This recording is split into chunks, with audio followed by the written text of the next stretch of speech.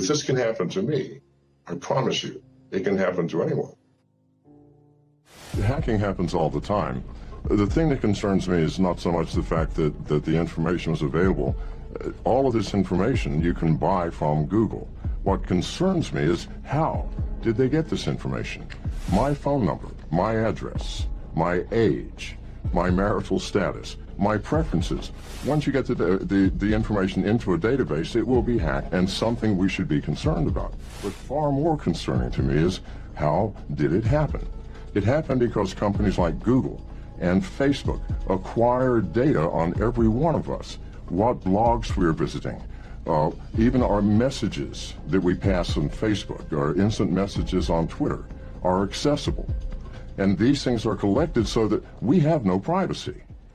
Every router that's in use, accessible to hackers, to the CIA, that they can take over the control of the router. They can monitor all of the traffic, and worse, they can download malware into any device that is connected to that router. So I personally never connect to any Wi-Fi system. Every router in America has been compromised. We have all known this, and we've been warning about it for years. Nobody pays attention until something like WikiLeaks comes up and says, look, this is what's happening. Then the world goes, oh, but we've been saying it for years. And it is devastating in terms of the impact on American privacy, our individual privacy, because once the router is compromised and it infects the cell phones that are attached, your laptop, your desktop computer, your tablet, then they become compromised. And not only can you watch the data, you can start listening to conversations. You can start watching through the cameras on these devices. If you actually go to Starbucks and get on the free Wi-Fi, you're being very foolish, because not only is the router compromised at Starbucks, but there are people in Starbucks that have devices pretending to be Wi-Fi. And you're connecting to them sometimes. And they're monitoring all of your traffic, reading your emails, listening and your text messages. I use the LTE on my phone. I know that sounds crazy, but that's the only way that I can be secure. A specialist in cybersecurity, my phone was hacked through my carrier, AT&T. And what happened, this is brand new to me, they managed to hack into AT&T to move my phone number to another phone. Prior to being hacked, my phone was totally disabled. You couldn't call into it. I could not call out from it.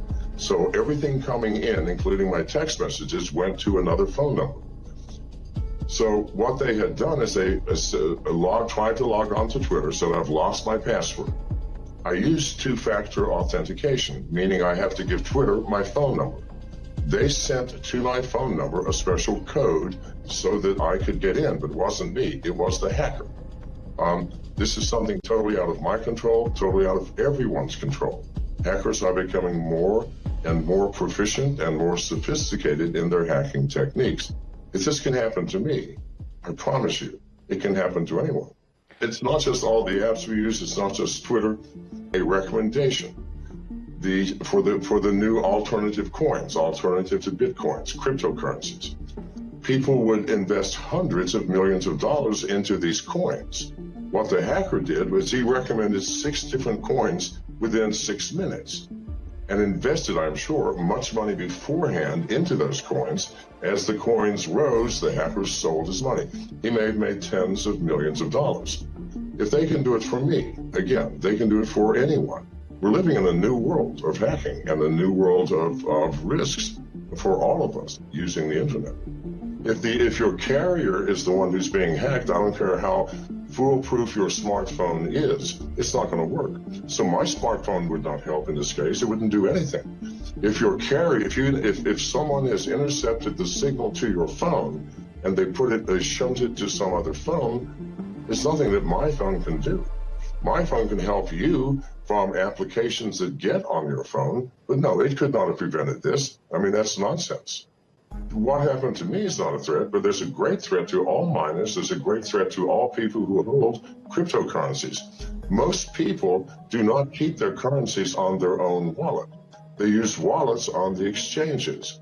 Now, if I were a hacker trying to hack into wallets and get money, I wouldn't search around the world for individuals that had their wallets. No, I would go to an exchange.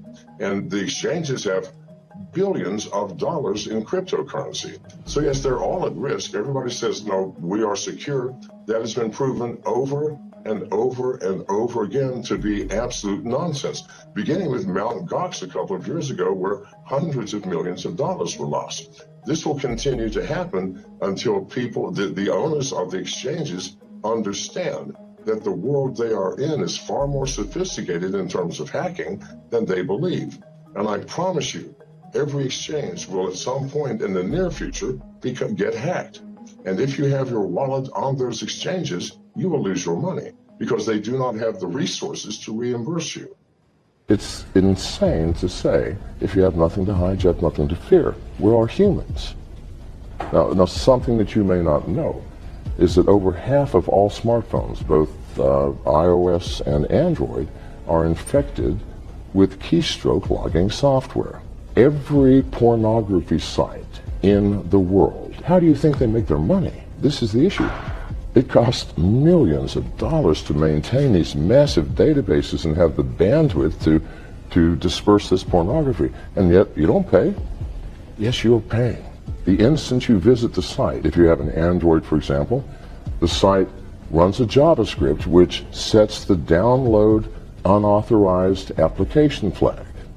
The very first video that you watch, you clicked, you did something. Downloads, first and foremost, a remote rooting function. If it's an iPhone, a remote jailbreaking program. All can be remotely rooted now.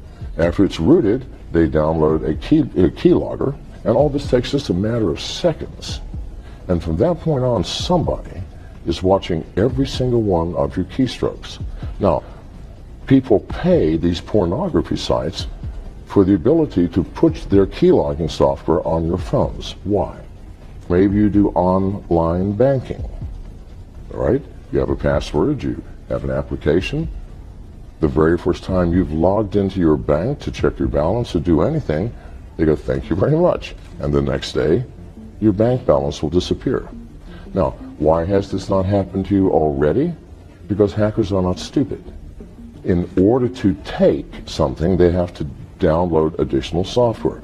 If they only take 400 or 500 people's bank accounts in one day, then the next day, the white hat hackers are going to say, this is how they did it.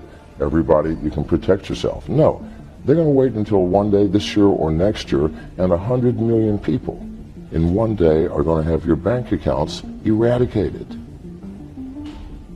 Zero balance, or your identity will be stolen, or your Bitcoin wallet will be emptied. Or maybe they've been watching your keystrokes to see if, maybe you're saying something to a friend or a lover that maybe could compromise you. Maybe they can blackmail you. So this is why this is being done. And the Russian cyber mafia and the Chinese cyber mafia are so powerful.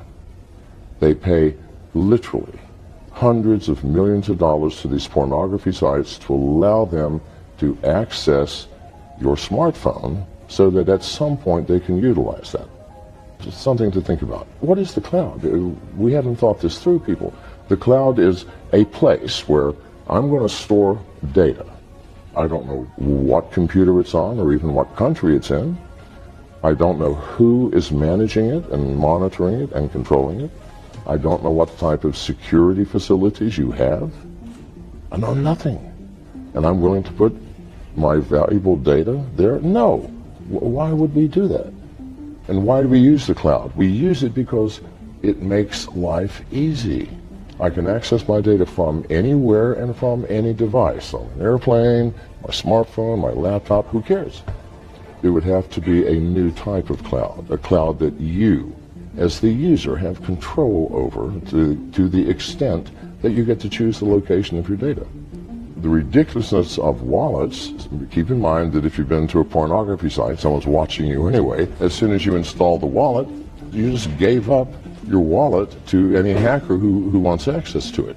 To keep the wallet on any intelligent device, whether it's your laptop, your desktop, or any mobile device, that's insane. It will get stolen.